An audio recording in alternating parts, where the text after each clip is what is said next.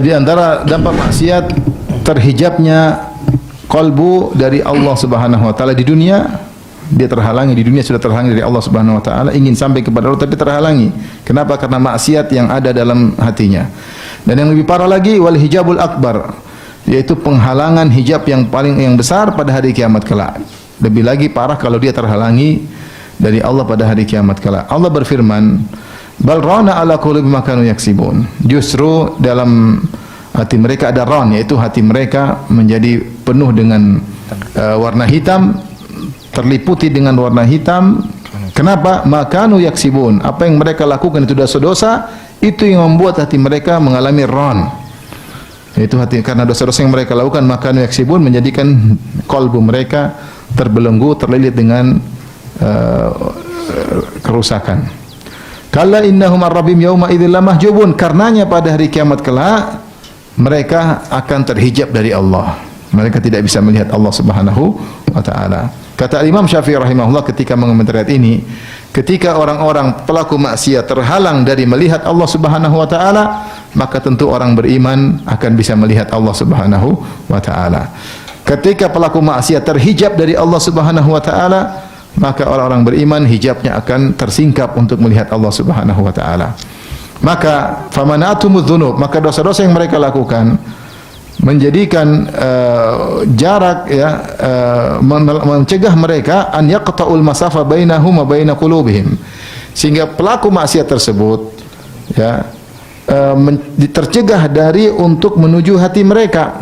Jadi mereka ingin menuju kepada hati mereka, namun maksiat mencegah sehingga mereka tidak bisa qat'ul masafah. Mereka tidak bisa berjalan menuju kepada hati mereka sehingga mereka terhalangi. Ya. Demikian juga wa an yaqta'ul masafata baina qulubihim wa baina rabbihim. Demikian juga maksiat yang mereka lakukan menghalangi hati mereka untuk sampai kepada Allah Subhanahu wa taala.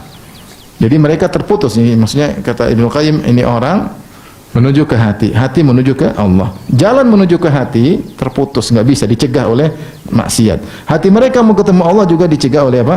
Maksiat. Kalau sudah begitu susah. Ya. Kalau hati sampai kalau dia sampai hatinya kepada mereka, sampai kepada hati mereka, fayasilu ilaiha fayara ma yuslihu wa yuzakkiha, maka kalau dia sampai ke hati mereka yang bersih tersebut akan tahu mana yang bisa memperbaikinya dan mana yang bisa mensucikannya, apa yang bisa merusaknya dan mana yang bisa membuat dia sengsara.